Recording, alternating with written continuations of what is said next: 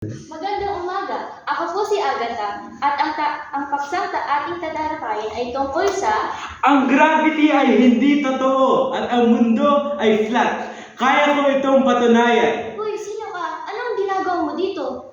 Ito ay isang ilusyon na ginawa ng ayon sa iba't ibang pag-aaral at ginamit bilang isang propaganda. Ang unang dahilan ko ay kung ang gravity ay pare-pareho o pantay-pantay sa lahat ng bagay, bakit ang isang pirasong papel o ang isang dahon ay may kabagalan sa pagbagsak sa tuwing ito ay mahuhulog? Ang pangalawa kong dahilan ay ayon sa pag-aaral ng ilang nagsasabing flat ang mundo, ay sinasabi na hindi totoo na may buwan at araw. Sinasabi lamang na mayroon ito upang mapangatwiran na ang mundo ay bilog.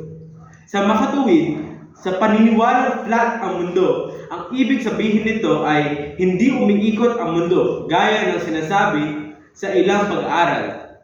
Ang mundo ay flat at hindi bilog. Patutunayan namin ito sa susunod na video na kung saan May line ako, remember?